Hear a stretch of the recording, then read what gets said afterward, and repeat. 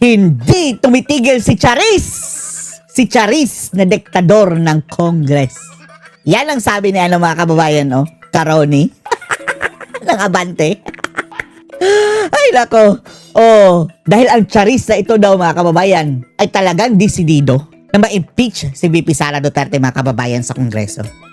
Kaya naman bilang pagtutugon mga kababayan ng ating mga kapatid na Muslim ay nanawagan ang Juan Bangsamoro mga kababayan sa lahat ng mga kapatid na Muslim nila na nandyan sa Kongreso na huwag kayong magpadala sa mga kahayupang ito. Nagpapa-impeach na lang si VP Sara Duterte mga kababayan dahil gusto ng amo nilang si Charis Pimpenko. Dahil ang amo daw dyan mga kababayan ngayon sa Congress mga kababayan ay itong si Charis. Yan daw ang nagkukumpas sa mga kongresista. Kung ano sinasabi natin, panoorin niyo po ha. Hindi tumitigil si Charis. Hindi tumitigil si Charis. Ano ha? Si Charis. Hindi tumitigil yung diktador. Diktador, Ang lolo mga kababayan, diktador. Ang tatay, diktador. Ang apo, Charis, diktador. Charis. Ano ba diktador na akla mga kababayan? Akla nga ba si Charis? Ng mababang kapulungan para pilitin itong mga tao na pumirma para dito sa impeachment laban kay Sara Duterte. Kaya naman mga kababayan, ang Juan Bangsamoro may panawagan. Tingnan nyo ha. Juan Bangsamoro. Oo, Juan Bangsamoro. Kasi Juan Bangsamoro. Ayan, ang tawag din meron silang panawagan. May panawagan sila. Panawagan ng isang Bangsamoro. Sa mga kapwa nila Muslim. Ito ay may kaugnayan dito sa alang kamatayan at talagang pagpupumilit ng mga ipokrito. Mga hypocrites. At mga buaya dyan sa mababang kapulungan na si Mga buaya. Hindi na makabalik at tuluyan ang tanggalin sa sistema ng politika at gobyerno Si VP Sara. itong si Sara Duterte. Perpetual disqualification mga kababayan ang gusto nila. Perpetual mga kababayan. Meaning habang buhay. Kaya naman ang panawagan, ito basahin ko sa inyo an appeal to our Muslim congressman on the VP Sara Duterte impeachment. Juan Bangsamoro yan mga kababayan Juan Bangsamoro ang nanawagan yan. Vote with conscience and not politics. Correct! Pilipinas! Sabi nga niya dito sa ating mga iginagalang na mga kapatid na Muslim. Matamaan kaya dyan? Matablan kaya dyan si Adyong mga kababayan? Yan lang siguro ang Muslim mga kababayan si Adyong na anti-Duterte. Talagang rabid anti-Duterte mga kababayan. Anong meron dyan kay Adyong? Diyos ko Lord. Diba yan ang sabi ni Sara na ang tatay daw mga kababayan panay sorry sa kanya? Hindi na daw niya kontrolado yung anak niya. Mukhang yan ang tinutukoy ni Sara. Na naglilingkod sa mababang kapulungan, kami sa Juan Bangsamoro Movement ay nagsasalita sa inyo hindi bilang mga political advocates kundi bilang mga kapatid at kapwa Muslim na isinakamay ninyo, na nagtiwala sa inyo at inilagay sa inyo mga kamay ang aming tiwala upang kami katawanin ang aming tinig, ang ating kultura at ang ating walang hanggang Isipin na lang nila mga kababayan, sa Mindanao, more than 90% ng mga tao suportado ang mga Duterte mga kababayan, suportado si VP Sara. Tapos, etong mga walang hiyang mga buaya mga kababayan ng Mindanao na gustong ipa-impeach si VP Sara, paano pa kayo naging representative of the people? Kung majority ng inyong people ayaw na maipa-impeach si VP Sara Duterte, mahiyahiya naman kayo, mga animal kayo. Palibasa kasi mga kababayan, ang mga taong ito, kagaya nila Adyong, wala na yung mga kalaban mga kababayan dahil natatakot. Yan ang mga dynasty na parang hindi maganda. Commitment. Ano nga ba sa Tagalog ng commitment? Panata. Katotohanan at sa hustisya. The impeachment proceedings against Vice President Sara Duterte now before the House demand more than partisan loyalty or political calculations. They demand the courage to stand for what is right. What is even, right? When the pressure to conform is overwhelming. Totoo yun. Kasi matindi na daw ang pressure ngayon dyan sa mababang kapulungan. Matindi ang pressure mga kababayan. Mayroon silang pressure sa project. Gigipitin ang project. Pressure sa allowance. Mga MOE. Plus, pressure pa kay Ombudsman Boying. Diba? Narinig nyo na biglang nagka-interest si Boying mga kababayan sa salin ng mga kongresista. Yan pala mga kababayan ang purpose nila. Sino mang hindi aayon sa kanila mga kababayan, gigipitin ni Boying Rimulya. Tingnan nyo mga bendalo. Dahil hindi tumitigil si Charis. Hindi tumitigil si Charis. Sino ba yan si Charis? Hindi tumitigil yung diktador. Diktador!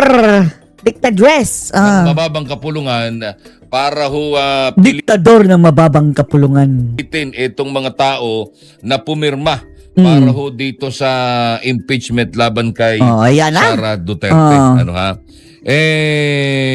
Asan ako? Ayan. As representatives of the Muslim Filipino community, you carry upon your shoulders not only the responsibility to your political parties, but the sacred duty to uphold the principles of fairness, evidence-based judgment, and moral integrity that our faith and our people demand. We remind you that our constituents, Mga constituents. the millions of Muslims across Muslim Filipinos across archipelago are watching and expecting you Si Tatay Digong mga kababayan, si Bibi Sara. May lahi ang Muslim mga kababayan ang kanyang nanay ni Tatay Digong. to rise above the noise of politics and vote according to your conscience and the evidence presented before you. Sabi pa dito, the Quran teaches us that justice must be pursued even if it goes against our own interest. And today, we call upon you to embody the divine command in the halls of Congress. The impeachment case against Vice President Duterte as it stands lacks the substantial and credible evidence required for such a grave constitutional process, and to proceed with a vote based on anything less than solid proof would be betrayal of the very principles of due process Betrayal. and fairness that define our democratic system. Yan. The Muslim community that elected you to office Pakinggan nyo yan ha, Adyong. that send you to Congress to be rubber stamps of any political agenda, but to be their voice of reason, conscience, and principled leaderships in times of national crisis. Abante! Alam mo, dyan ako believe, Dyan ako believe sa mga ganitong grupo, talagang they speak their hearts. At nagsasalita sila sa ngalan ng kanilang paniniwala at talagang kanilang paninindigan at sa ngalan ng kanilang pananampalataya. Sapagkat tama naman kahit na ang problema nga lang kasi marami sa mga Kristiyano may sungay ang iba. Ay, may. Mga buaya, yung mga kongresista, mga kababayan. Nagpapanggap na Kristiyano pero hindi naman totoong Kristiyano. Oo nga. Kasi Lalong-lalo yan dyan sa Kongres, mga kababayan. At sa yung mga CBCP. lalo na si Bishop Dila. Di ba? Abante liling. Tuturing mo bang Kristiyano yung mga ganyang sinungaling na alam mo namang hindi nanalo pero nakaupo sa pwesto? Nakakahiya. Hindi nanalo. Nakakahiya yun. Itinataktuwa ka ng iyong mga kasamahan, ng iyong mga kababayan, tapos ipinilit mo sarili mo dyan. Di ba nga? Di ba? Tapos, sasabihin pa mga kababayan, Kristiyano ako, ang laki pa ng cross, mga kababayan. Abante liling. Pero dahil nga hindi naman talaga sila totoong Kristiyano, hindi nga nanalo, they no? do not care. What they care about is what Buhaya yan they will earn from their position. Di ba nga? Pero ito, tama ang panawagan na ito ng sana sapagkat sa Iglesia ni Cristo naman kasi ay pili hindi ho lahat ay po pwedeng kumandidato sapagkat kung tutusin sa pananampalataya ng Iglesia, bawal ho silang lumahok sa larangan ng politika. Ngunit sa mga nagbabagong panahon, talaga naman kinakailangan din nilang lumugar kung saan dapat naroroon ang sambayan ng Pilipino at mga mananampalataya. Dahil At kailangan na din mga kababayan na magsalita dahil hindi na maganda ang nangyayari sa bayan. kung mananatili kang ikaw ay pinaglalaruan, abay kailangan magkaroon ka na rin ng sarili mong tinig. Hindi ba ga? Kaya andyan si Senator Marcoleta. ang kanya sa Senate ano ha? At ang kanyang anak na si Congressman Paulo Marcoleta. Mga kapatid sa pananampalataya, mga yan di ba ga? Now, ang sinasabi ko is sana may mga ibang sekta na nagagamit nila ang kanilang pulpito para sa mga para sa mga panawagang politikal at personal. Yung kababayan, number 1 na ang Katoliko. Itong atin. Nakakainis nga mga kababayan, no? Dahil ito pang mga pari, mga kababayan, ang nagsampa ng impeachment. Diyos ko Lord. Tapos, akala mo kung talagang mga pari, mga kababayan, na ang mga pari na ang lilinis. Ang mga history, mga kababayan, Adictus Benedictus. Diyos ko Lord. Kaya nga lamang ay walang solidong pagkakaisa itong mga ito. Which unfortunately, I know, alam ninyo kung ano. Pero tama lang ang panawagan ito ng Tama. ng mga kapatid nating Muslim. Salamat. Tayo'y tinuturuan sa ating pananampalatayang espiritual. Ang Muslim, tinuturuan ni Allah na ganito ang kanilang paninindigan. Sa Katoliko, not just Catholic, pero sa Kristiyano, yung mga sumusunod kay Kristo. Gaya ni Abante. Itinuturo ay maging matuwid, maging pantay, maging totoo. Yan. Abante liling. Ilang maleta kaya yan si Abante, no? Kaya ang panawagang ito ay hindi lamang sa tingin ko para sa mga kapatid na Muslim. Kundi ito'y para sa lahat ng mga Kristiyano na naniniwala pa rin sa katotohanan at meron pa rin puso para sa tinatawag na totoong transparency and accountability and justice. Dito tayo mga kababayan, kay Manong Chavit at ni Attorney Guanzon. Ang pwede lang mangyari, dapat makialam ang military and police. Sabihin lang nila ayaw nilang Halaka, oy Chavit. Baka i-incite into sedition ka dyan, ha? Pero hindi natatakot ito si Manong Chavit, mga kababayan Binanggaan niya si Erap dati, di ba? Ilang presidente na yan, binangga niya. Tapos ito si Bangag. Corruption. Ayaw sabihin. Huwag niyong sabihin na mag-withdraw kayo. Sabihin nyo lang, ayaw sabihin. Bakit? At Brownie. masosolve ka agad to kung magsabi ng totoo si Senator Ping Lacson. Ay, nako. Yan si Ping Lacson, mga kababayan, no? Isa yan sa sa mga main player dito sa pagtatakip kay Bangag. Hindi basta-basta mga kababayan na palulusutin lang yung hindi bakla. Yan hindi bakla, ha? Kilala ko yan. Alam niya. Bakit? Hindi, kung sabihin lang niya, tapos na. Ano po ang dapat niyang sabihin? Sabihin lang katotohanan. Katotohanan lang. Mahusay na pulis yan. Bilib ako nung araw, talagang... Ano nangyari ngayon kay Lacson, no? Ngayon, kung ipagpipilit niyang pagtatakpan ang katotohanan, masisira po kayo. Kaya, sana magsabi ng katotohanan, tapos na. Kasi nga yung 18 security guards ni Saldico na dating mga Marines ay hindi naman pinatistigo ni sa Blue Ribbon, ni Ping Lacson. Sila pa inimbestiga. Baliktad, sila ang inimbestigahan. Sinisira nila credibility Sila nila. po kayong kakasuhan. Wala silang may kaso, pero sinisiraan sila. Si ganito, si ganito. Sila ang ginigipit ngayon, mga kababayan. Na may ombudsman complaint na ang kinukot doon ng ombudsman ay yung testimony o affidavit ni Gotesa doon sa Blue Ribbon ni Ping Lacson. Hindi po ba sa akin, in my opinion, dapat that's already a basis for Senator Ping Lacson to call also the 18 security guard and Marines ni Saldico. Kasi nagko-corroborate yung statements nila Pare-pareho nga kami. Gusto namin tumestigo. Gusto tumestigo yung mga Marine. Ayaw naman kami. Ayaw. Yan talaga si Ping Lacson, mga kababayan, dapat anuhin Tawagin sa Senado. Correct. Well, I still hope na tawagin ako ni Senator Ping kung gusto niya talaga malaman ang katotohanan. Wala na. Dapat Wala na mga kababayan, si Lacson. No question about the ni Lacson, itong kababuyan ni Lacson, mga kababayan. Baboy na talaga yang si Lacson. nagtestigo na kayo, na kayo doon as parang tinawag yata kayo doon. Tinawag ako.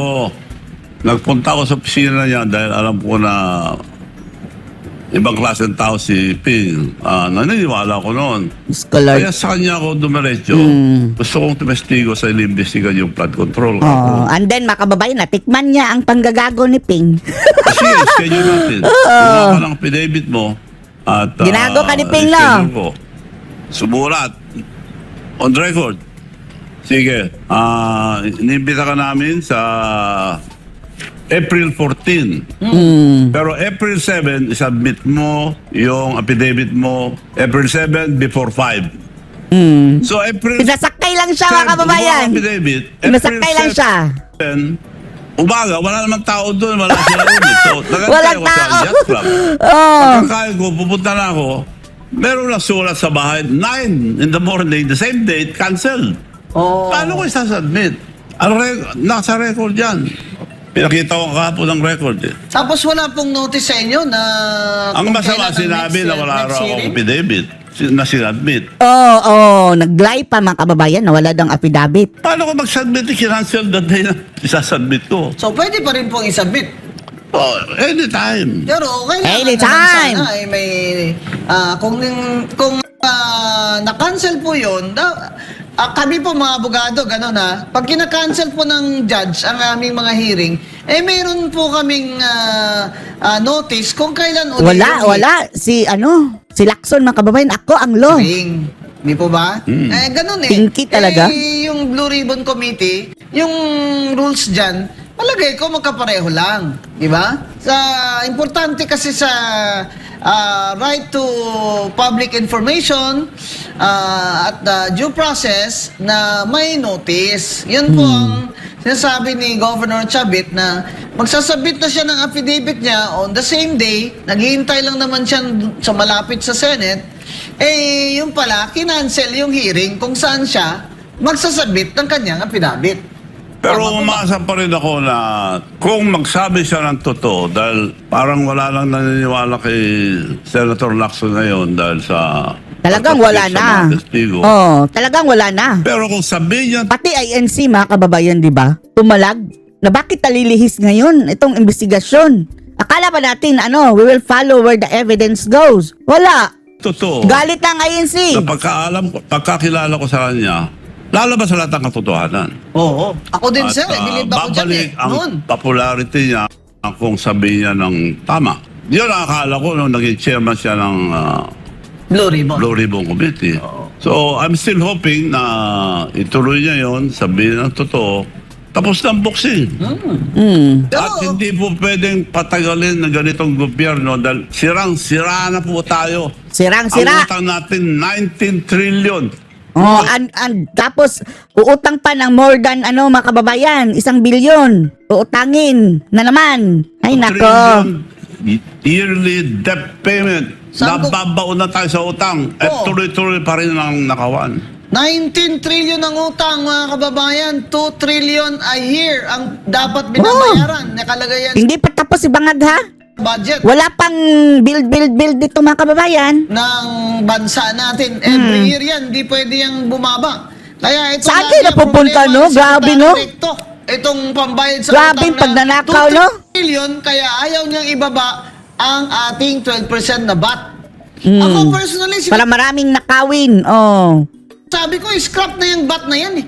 Kahit na itong taon lang ito habang may fuel crisis, Ay, ayaw gusto nila nyo eh. aralin na kung magkano ba ang hindi nyo makokolekta. Ang sinasabi kasi nila, Gob, Mananakaw. ay hindi pwedeng ibabayad Hindi makukolekta kundi mananakaw na talaga. Mahudas. yung bat kahit sa 10%.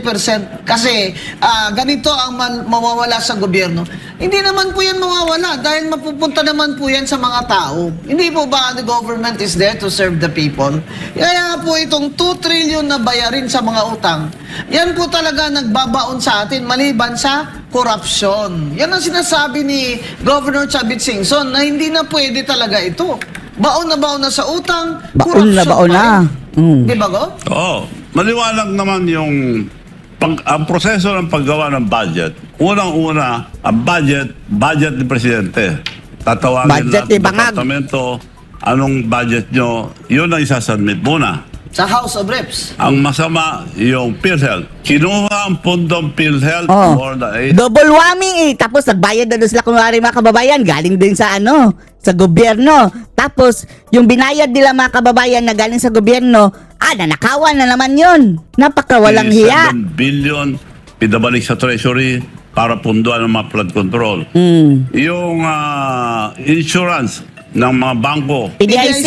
PDIC, more than 100 billion binalik Maharlika sa treasury para gamitin sa flood control.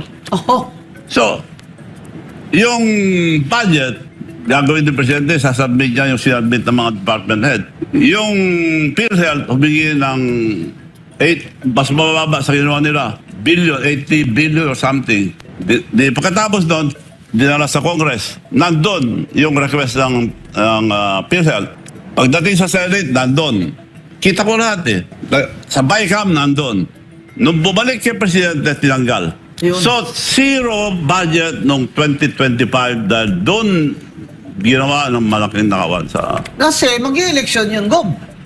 What's important about 2025 is, that is an election year. Election year. Kaya, pinagkukuha yung mga pondo na yan na sinabi nila, excess. Hindi naman po yun excess eh. Reserve funds po yun. Kailan pa tayo nagka-excess ng mga kababayan Nakakatawa. Lalo na po yung PhilHealth, hindi naman po yan excess. Pera Kasi ng tao PhilHealth yan eh. Pera ng tao yung PhilHealth. pera ng tao Kontribusyon ng maliliit na tao. Tama. At saka special law po yan eh. May special law po yan. Kaya ito ngayon, may ombudsman cases na ngayon, itong PhilHealth chair at ang mga board gob, dahil sa sila'y sumang-ayon dyan. Kaya may ombudsman case na yan sila. At sana po, Tapos si Recto mga kababayan, di ba, kinasuhan ng plunder. Tapos ang sabi niya, kaya nyo kami inaatake dahil nasa baba kayo. Udas! investigahin mo. Kaya nyo kami binabato dahil nasa baba kayo. Mabuti yan. Yan ang sabi ni, Vilma. Ayon sa batas ng ombudsman, dahil dyan lang sa charter ng PhilHealth, probable cause na sila. Bakit sila pumayag? Board sila, bakit sila pumayag? Board in the House, board in the House, board. Board in the House, board. Ipadala sa National Treasury, yung parang kaban ng bayan, para doon kukunin na naman ni BBM ang para sa flood control. Nanakawin na naman, this this. project, kickbackan. Yan mga kaibigan, ang Kickbackan to the ang max. drawing dyan. Di ba? Kaya sinasabi ni Gob, hanggang ngayon yung PhilHealth hindi pa buo binabalik. Hanggang ngayon yung PDIC hindi pa buong bumabalik. Ito pa, Maharlika Fund. Gob, may isa pa. Yung Kunin pa, ginuha pa sa land bank, no? Ang mga buwisit na to, Maharlika. Kinalimutan na. Ilang bilyon yun. Maharlika funds. Hanggang ngayon, wala naman tayong alam na saan na ito ininvest ang Maharlika funds na kumita. Uy, di ba ang sabi mga kababayan, isa sa pinag-ingbisan ay yung mining ni Tambaluslos? tayo ng sweldo dyan. Walang hiya. Balita ko, 1 milyon, isang buwan ang sweldo ng chairman dyan. Oh. Diyos ko, Grabe Lord. naman kayo. Ginawa nyo pang milking cow. Milking cow. Ang Maharlika funds na pet project ni BBM. All of this is a scheme, Gob. I think, all of this is a scheme, di ba? Na kung saan magagatasan. Itong Maharlika funds na ito, kunuha yung mga pondo, pati land bank, kung saan nandyan yung mga pension ko, pension natin, mga judge, mga government employees, nasa land bank. Kinuha na Kinuha na, mga kababayan, kinuha na. Nasaan ang Maharlika Fund? pera ang land bank ngayon. Ilang bilyon yun. Nilagay sa Maharlika funds. Kung malugi yan, at mukhang lugi. Wala na nga. Wala natin nabalitaan. Kinalimutan na. Wala talagang mention ni Bangag, mga kababayan, ang Maharlika Fund. Diba? na yun dahil wala namang investment na tama yan. Parang labahan lang eh.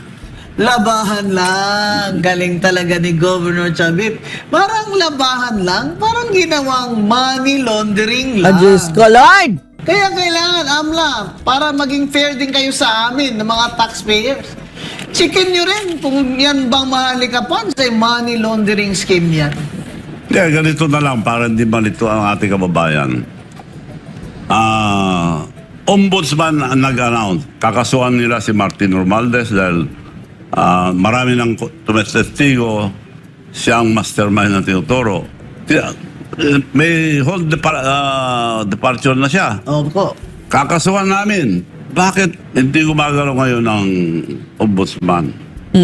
Dapat isang salita lang po tayo. Kung kakasuhan nyo kung may kaso. Oo. Kung wala, sabihin wala. Tapos, dahil doon, nag-trigger naman sumagot si Martin Romualdez. Hindi ako bababa mag-isa. Ang baboy. Kasabwat dyan, public representatives, and the executive. Sino executive? Si Bongbong Marcos. At- Wala na iba. The executive. Kaya ngayon, Si Marcos na yun, hindi no? tinuloy. Bakit hindi tinuloy? Nagkaariglohan. Sakot sila kay Martin. Nagkaariglohan na. Ituturo niya yung mastermind. Oo. So, hindi niya tuloy. Kung Pero makauwi si ituloy Sandy nila, kung ituloy ni Martin, susuportan pa ang taong bayan. Yun. Martin, ituloy mo na, Martin. Tapos mga kababayan, ululin lang natin na kunwari, sige, suportahan ka namin, and then, hindi maaari mga kababayan na thank you na lang.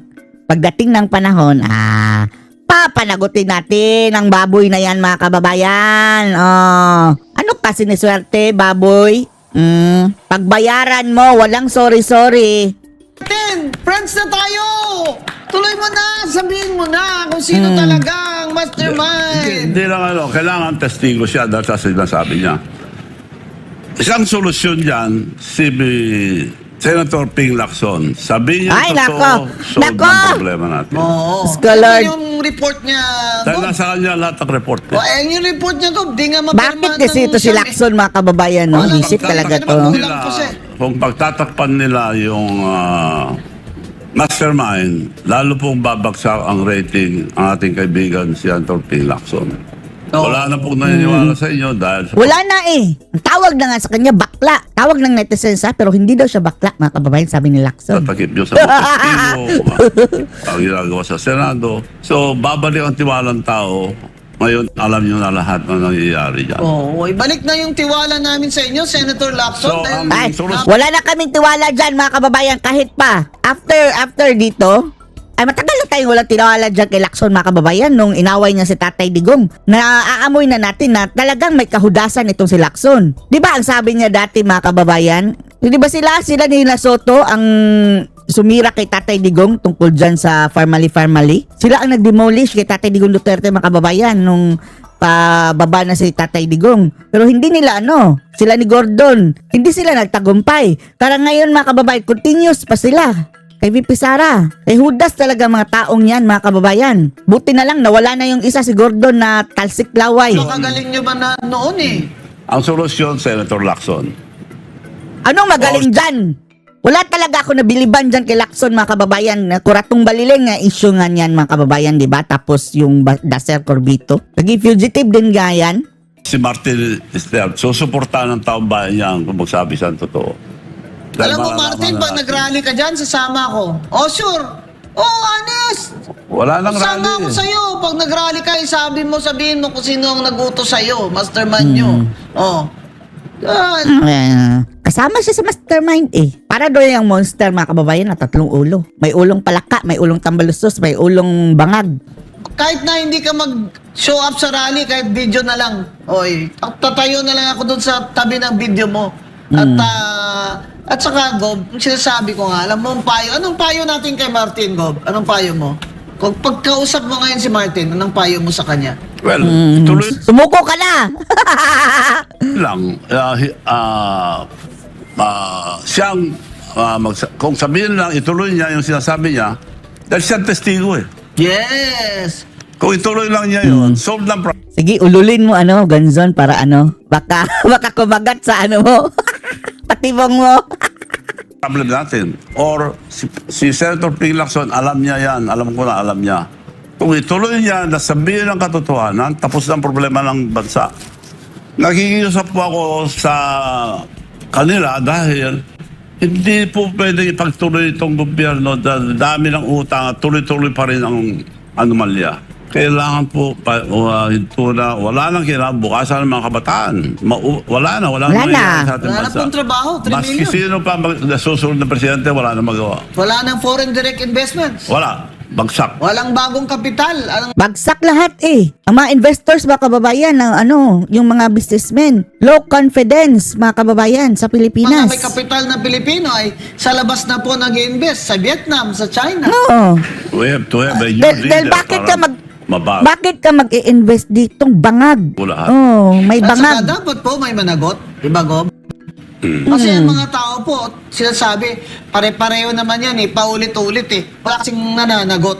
Wala Diba? na nanagot. At ang may kasalanan yan, mga kababayan, yung Marcos Sr. Walang napanagot sa Marcos Sr., mga kababayan, di ba? So, eto, umulit na naman ang Junior, mga kababayan. At yung hindi yan mapapanagot sa Junior, mauulit na naman yan kay Sandro Marcos. Sasabihin naman niya, ang kasalanan ng aking tatay, ang aking lolo ay hindi ko kasalanan. Tapos, ngiwi, mga kababayan. Ay, nako. Sabi nga nilikuan nyo eh. Kaya daw tayo ganito eh. Kasi walang nagpaparusahan sa mga magnanakaw sa Oo. gobyerno. Unlike Likuan, unlike Singapore. Dapat may isang salita tayo lahat. Oh. Ang problema, wala tayo po isang salita yung mga iba. Nasaan na yung mga kababayan nung kanta ni BBM? Mabitang talita. Diyos ko Lord. Wala nga pala. Oh. Nakakatawa yung kanta ni Ando mga kababayan. May prinsipyo at may isang salita. Diyos ko Lord. Salita lang ang mga leaders natin, matino itong ating bansa. May pag-asa pa po ba? Hanggat andyan si Bangag, wala tayong pag-asa. Kung magsabi ng totoo si Senator Ping Lacson, yun ang pag-asa natin. Or si Martin Romualdez, kung magsabi na ituloy-tuloy niya, yung sinabi niya, Mga bumangag, yung no? sinasabi niya, tapos na. Parang mga haligian ng mga mga kababayan sindikato dito ba? Kasama si mga kababayan, si Ping Lacson dahil crucial ang kanyang part eh. Siya ang tagapagtakip. Mahinto itong mga itutuloy pa na puro anomalya pa rin. Hanggat nandyan si BBM, tuloy-tuloy lahat yan. Hanggat andyan ang Bangag. Dan, nung umpisa na nila, plano na nila yan, bago mo po napag-usapan na puro I agree. anomalya ang ginagawa. So, 2 tao lang. Kung ayaw military, police, Martin Romualdez or Ping Lacson magsalita. May magsalita lang na testigo. Si Senator Ping Lacson, I'm very dead sure alam niya lahat yan. Very dead kung sure. sabihin niya totoo, he will save our country. Hero siya. Puro Siya. des. Too late to be a hero. Oh, yan ang masasabi natin. That, ladies and gentlemen, is the wisdom of Governor Chavit Singson. Singson! Son! Man of Son! power. Son! And, Son! Son! Of Son! course, the pillar not only in politics but the economy of the province of Ilocos Sur. North Thank you, Gov. Pasor, pala, no? Thank you very much. Ilocano. Oh, anong masasabi nyo dito mga kababayan? Post your comments below.